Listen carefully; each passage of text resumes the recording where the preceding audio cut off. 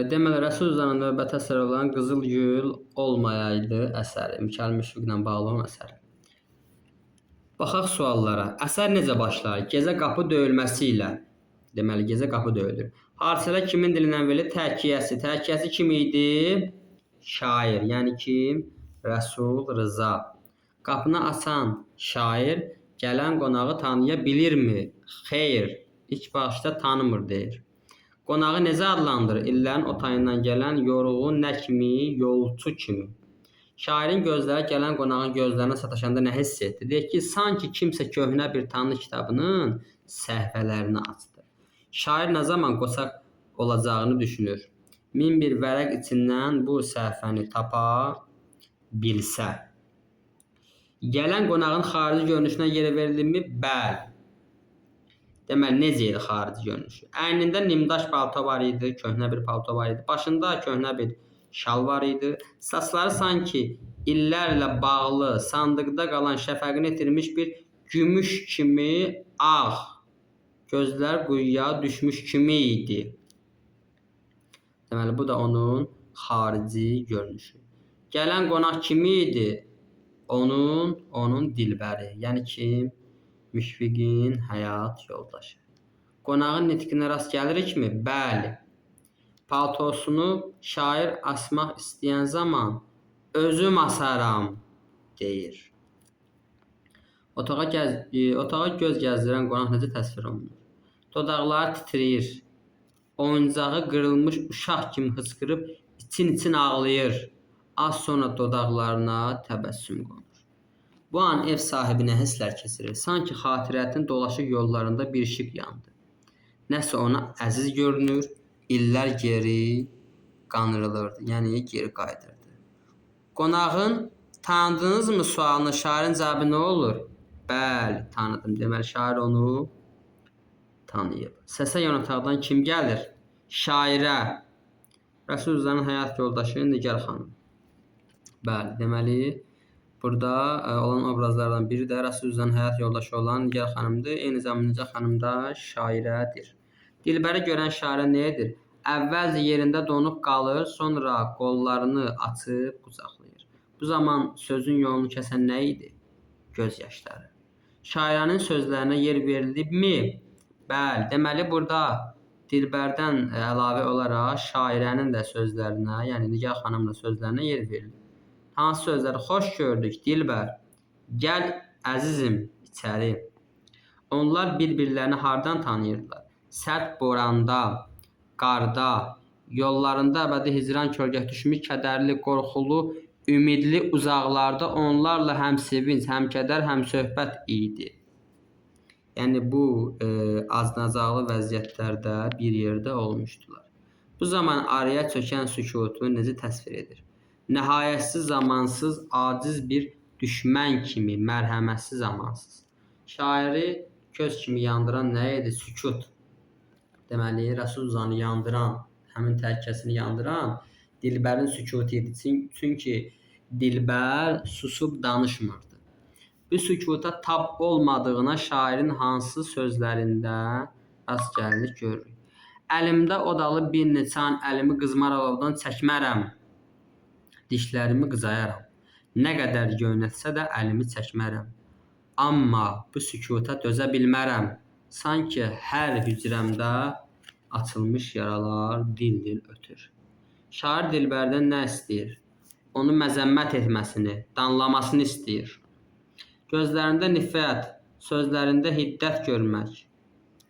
Belə məlul dayanmamasını, qəzəbini həm acı, burada səhvliyib, həm acı, həm də amansız sözlərlə yox, at üstümə bir daş kimi, sanc bağrıma tikan kimi, şillə kimi. Bunu şair deyir. Şair Dilbərin qəmli yollardan keçib gətirdiyi hədiyyənin nə olduğunu verir, sükut. Dilbər bunlara cavab verirmi? Xeyr. Yəni, heç bir şey demir.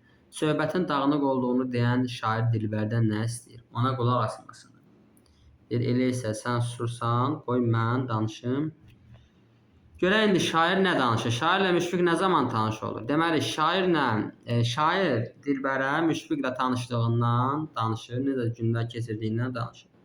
Deməli, Bakıya yeni gəlib, yenicə iş tapmış və başında gənclik sevdası olan Rəsul Rza bir yaz səhəri Müşfiqlə tanış olur. Harda tanış oldular?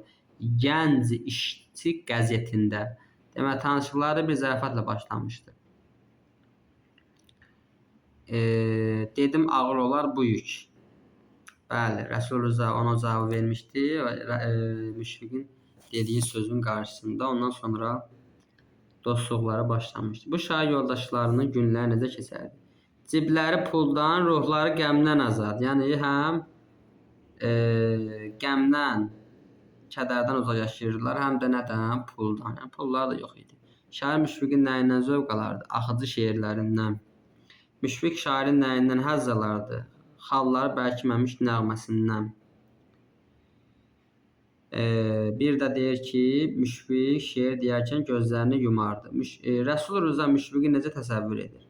Hamıdan deyir açıq ürəkli, biraz əsəbi, uşaq kimi inanan, yetim kimi kövrək, bədəndən zəif, acığı, qəzəbi ancaq dilində idi deyir. Bəzən bir sözdən inciyib xısın-xısıl ağlayar, bəzən də bir tikana görə bütün bağı söyərdi. Bəzən saxta gülüşə inanardı. Dosta sadiq, ülfəti, təbiəti nə idi? Yumşaq idi. Müşfiq nəyi ilə rəqibini dağlardı? Kəskin sözləri ilə. Şair Müşfiqi nəyə bənzədir? Yaşlı bir uşaq idi deyir. Həm də ağlamağına görə deyirdi. Şeir oxumaq üçün hara gedərdilər? Zavod, qəsəbə, məktəb, kənd. Salon susub durardı. Alovlu misraları o məclisə tökəndə. Şeirdə yer verilən hissədir. Nə zaman və burada məcazın hansı növünü işlənmişdir? Təbii ki, məşhur metonimiya işlənmişdir. Salon, yəni salondakılar. Əsərdə Müşfiqin dilindən sözlərə yer verilibmi? Bəli. Oxutar, səni kim unudar? Qeyd edelim ki, bununla bağlı Süleyman Rüstəmin də bir misrası var. Misra belədir. Oxum atar, səni sevmir, proletar. Düzdür, bunun üstündə bir çox mübahisələr yaranıb. Hər nəsə keçək digər suallarımıza. Müşfiqin şeir deyərkən adəti, şakəri necə edir? Gözlərini yumardı. Belə bir adəti vardı. Müşfiq şeirləri necə oxuyardı? Əzbərdən bir kəlməsini belə çaşmadan nə edərdi, deyərdi. Təkiyyətçi, yəni şair dilbəri nə deyir? Əgər bir xalq, bu torpaq, yaşıl yarpaq, aydın və səma, bir də sən olmasa idin, o belə şair olmazdı. Cəmaatın onu sevdiyini hardan bilirik? Rəsul Rza sevirdi onu məktəbli də, fəhlə də, kəndli də dediyindən. Şeir məclislərinin birində Müşfiq kim bağrına bastı? Bir qoca. Qocanın nitqinə yer verilmişmi? Bəli.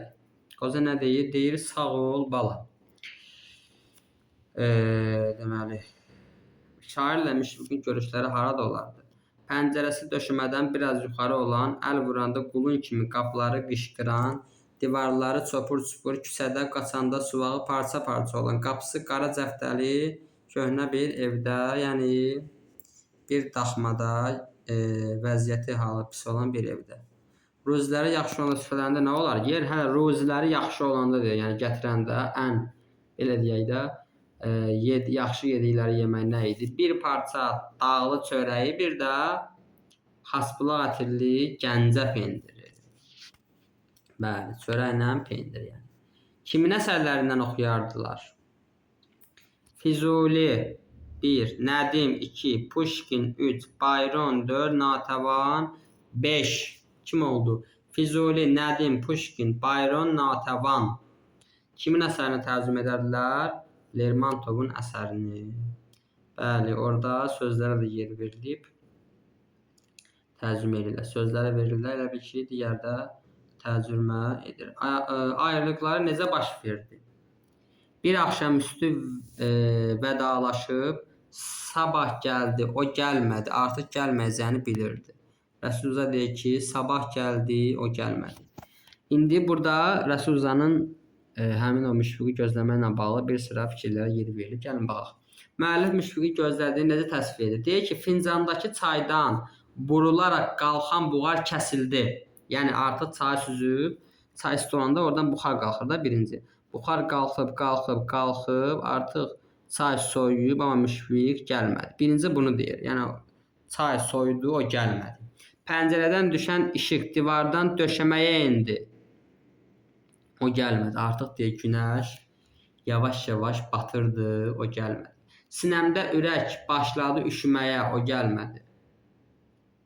Artıq axşam olduğuna görə deyir ki, sinəmdə ürək başladı üşüməyə, o gəlmədi. Həm də bu narahatlığı yer verilib, narahatlığı. Fikrim pırtlaşıb oldu düyün-düyün, o gəlmədi. Yenə fikrimə deyir, qara fikirlər gəldi. Ürəyimə qara fikirlər gəldi. Bütün gün gözlədim, gəlmədi deyir. Günün bütününü gözlədim, gəlmədi. Qəlbimdəki ümid, giley, intizar qaranlıqda qərq oldu. O gəlmədi. Rəsul Rza nə üçün Müşfiqin evinə onu axtarmağa getmir?